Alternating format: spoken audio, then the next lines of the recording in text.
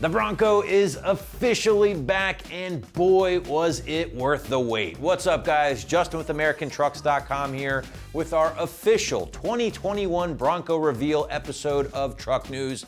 And man, do we have a lot to talk about. So what do you say we just jump right into things? Now tonight, Ford officially revealed the built wild Bronco lineup, including the Halo Model 2-door and the first ever Bronco 4-door, along with that smaller sport model. Now this marks the return of the GOAT for the first time in over 2 decades in what has to be the most drawn out new product reveal ever. But as I stated earlier, at first glance, I feel like Ford really nailed this one. Black steel modular front bumper features easily removable ends for more approach angle, along with winch mounting capabilities. Now the front fenders do come equipped with these trail sights here on each corner, serving as a visual aid off-road, kind of to spot where your corners are, but also as a functional tie-down location capable of supporting over 100 pounds.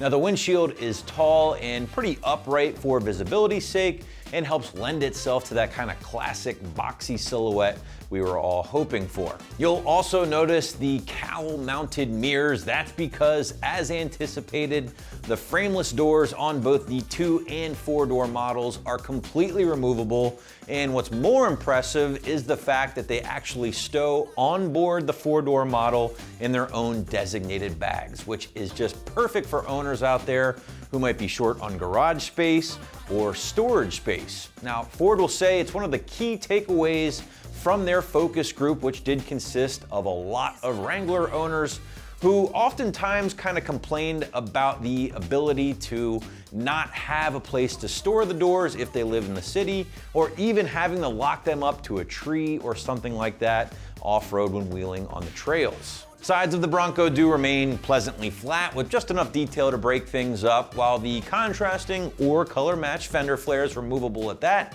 add enough aggressiveness and presence while also providing coverage for one of 6 different tire options, including, get this, segment exclusive 35-inch tall tires on beadlock capable wheels on the hilariously named Sasquatch package. That is just awesome. But I do want to quickly go back to those fender flares for a minute, because the ease of removal, in fact Ford is saying matter of minutes or less, is due largely to Ford's acknowledgement of owners who want to modify and personalize and customize their ride, change out parts, and the modular nature of the Bronco is something to be celebrated and is something Ford is very, very proud of. In fact, Ford is even encouraging this by using specially designated bolts or hardware around the Bronco, which are specifically stamped with the Bronco logo. Now, these parts or pieces that utilize this hardware are going to be easily removed or modified, which is just rad, right? They are basically begging you to modify this thing, and even supplying owners with up to 200 different Ford-backed accessories at the time of launch, including things like rock sliders, brush guards, tube doors, auxiliary lighting, cargo carriers, even damn roof tents, and thousands more to come, as the aftermarket is no doubt going to offer massive support for this platform. Trust me, I know, it's kind of what I do. Now the rear end does feature everything you'd come to expect: OG inspired clean one-piece tail lamps, matching black steel rear bumper, tire carry of course, and swing out rear cargo door. Now Ford did really put a lot of thought into the rear cargo area, saying it's kind of the gathering space of the truck, if you will, and even included things like a pull-out tailgate or tray to be used for sitting or prepping gear, along with being able to secure those doors in the 4-door that we mentioned earlier. But outside of the retro looks of the new Bronco, the top for me is one of the most exciting areas of the new truck. Of course, it wouldn't be a Bronco if you couldn't get that open air experience, and Ford acknowledged that and certainly delivered. Now, prospective 2-door owners will only get a hardtop option from the factory, while 4-door owners will get a standard soft top along with a contrasting hardtop, which not only cranks that old school vibe, but also delivers one of the most immersive open air experiences on 4 wheels. And hey, if you're not a big fan of that retro contrast with your hardtop, body match tops are also going to be available as well. Now it should be noted, this is another cool feature with those hardtops. Those rear quarter windows can easily be popped out on the fly without the need for any tools. Speaking of body color, the Bronco is packing 11 different options for 2021, including some of my favorites: Cyber Orange, Cactus Gray, and the awesomely named Area 51. Now the 6th gen body here does ride on that modified version of the current T6 Ranger frame. We've kind of known this for a little while, and is hung with a host of unique suspension components and skid plates that we will dive into in a little bit. But before we get into suspension and powertrain stuff, I do want to touch on the interior here because there are more than a few highlights worth talking about. Now, if you did watch the latest F150 unveiling, then the screens and the HVAC controls might look a little similar here. You're getting a base 8-inch screen just like the F150, along with an optional 12-inch screen. Bronco is also going to pack an optional sexy digital dash cluster, along with off-road spotter views thanks to the 360 camera. This is awesome stuff. Now, other Ford notables do include the new Sync 4 technology, which now, by the way, allows Bronco owners to plan, navigate, and share their adventures and trails off-road, and even mark some obstacles off-road using the software built into Sync 4, and more specifically, that navigation. That's right, there's more than 1,000 preloaded trail maps from all over the country, and you can pull these all up on your nav and map them out accordingly. The Bronco will also feature things like rubberized floors with optional drain plugs allowing for easy cleaning on certain models. The dash is, of course, heavily influenced by the classic Broncos and does even incorporate one of my favorite parts, a built-in metal accessory rack on the very top portion of the dash, as you guys can see. And this is going to allow you to run phone, GoPro, GPS mounts, and more, and even has hookups for 12-volt power sources on the top of the dash. That is just so awesome because, as we all know, running accessories usually means we have to run a bunch of wires down somewhere below the dash. Not the case here. Ford thought of that and hooked you guys up with some 12-volt power sources where you need them most. Now, on that dash, you'll also find different easily accessible switches that allow you to control things such as your traction control, front and rear e-lockers on certain models, and trail turn assist, which is essentially a front dig, as some people call it, or tank turn, as Ford was calling it internally, which is very cool, right? Basically, this is going to use torque vectoring in the transfer case to bias the power to the front wheels while simultaneously applying the brake to the inner rear wheel of the turn, which basically allows you to take turns a lot tighter than you would in very sharp trails. And again, awesome feature and really a true indicator that Ford built this thing to party hard off-road. Interior finishes will of course vary based on your trim level, but Ford really stepped up their game and came up with some, dare I say, handsome color combinations here, including a couple of my favorites, the rich roast and black combo, and my personal favorite, this navy pure combo. Don't judge, I like a good interior, what can I say? Now, fancy leather trim seats are of course going to be available for the mall crawlers out there, but the big highlight for me is the addition of a category exclusive marine grade vinyl seat, and that's going to be both mold and mildew resistant. And this is no doubt going to be for the owners who just intend on burying these things in the mud, or maybe plan on flexing that class-leading 33.5 inches of waterfording. Now, before we move out of the interior completely, I do have to talk about these GOAT modes, as they're called, kind of a nod to the nickname of the original Bronco, which stood for Goes Over Any Terrain. Now, there are going to be 7 of these modes in total, and like the Raptor, control different things like engine and transmission parameters, your traction control, lockers, and also your steering input and braking. Now, these include normal mode, eco mode, sport, slippery, sand, Baja, mud, and finally rock crawl mode.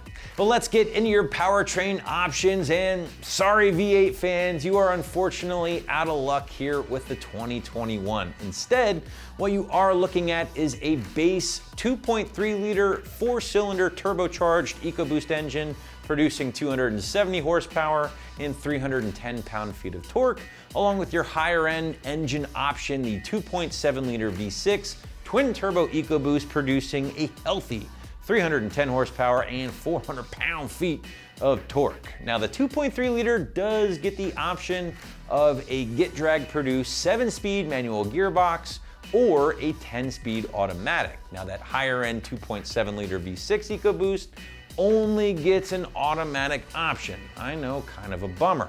Now, both are capable, by the way, of pulling up to 3,500 pounds for Bronco owners who might be doing a little light towing with their rigs. Now, the manual is something I'm certainly very excited about and I think is necessary if Ford wants to get people out of their Jeeps. And while sure, I was certainly disappointed the fact that they didn't put the manual behind the big EcoBoost, I'll take it, right? 6-speed with a crawl gear, 94-1 at that, class leading, is necessary in a Bronco because, hey, if you can't give the people the V8, you might as well give them a manual. Suspension, of course, another hot topic here at the new Bronco, and as expected, Ford decided to go independent front suspension and pair that up with a solid rear axle out back. Now, I know people were holding on to the possibility of getting a solid axle both front and rear, but ultimately Ford decided to go another direction.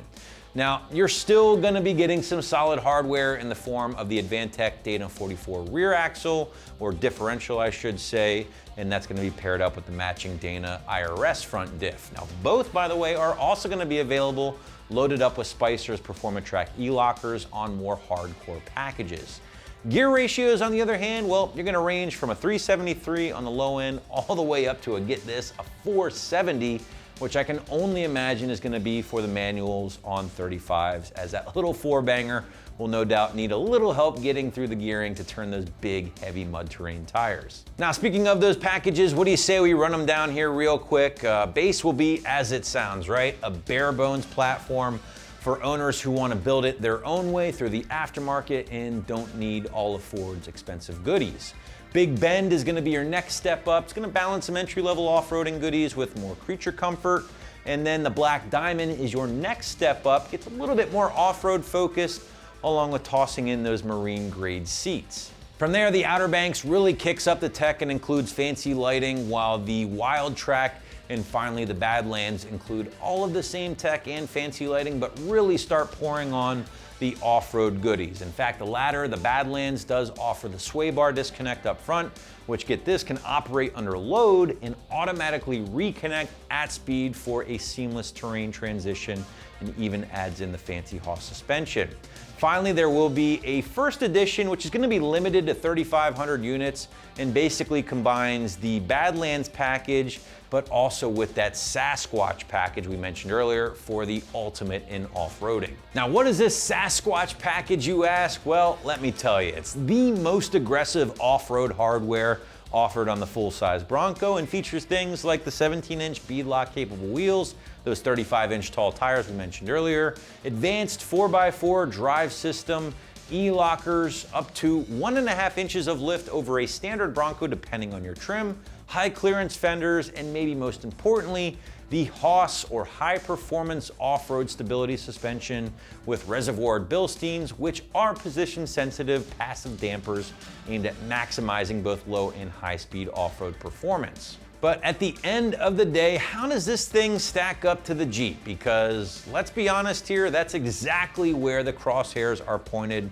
with the new Bronco. Now, looks are obviously subjective, so there's no need to argue that. But let's go to the tail of the tape, and the Bronco is going to pack best-in-class horsepower and torque, best-in-class suspension travel, best-in-class ground clearance, breakover, and departure angles, along with water fording and crawl ratio. So at least on paper, it should be able to hold its own and then some, but ultimately time will tell here, gang, as we start seeing these things out on the trail starting early next year. And then there's the price. Now, Ford is still being a bit coy here with the Bronco, but has announced that it will start right around 30 grand for the base model and obviously go up from there. Now, considering you can grab a fully optioned out Rubicon to right around 60 grand, I have no reason to doubt that the Bronco Badlands or First Editions will be every bit of 50 to 60K or even more. Now, good news is, if you're loving this thing like I am, you can reserve yours right now, right this second, for only $100. But now, as promised, we want to take a look at the Bronco Sport. Here it is.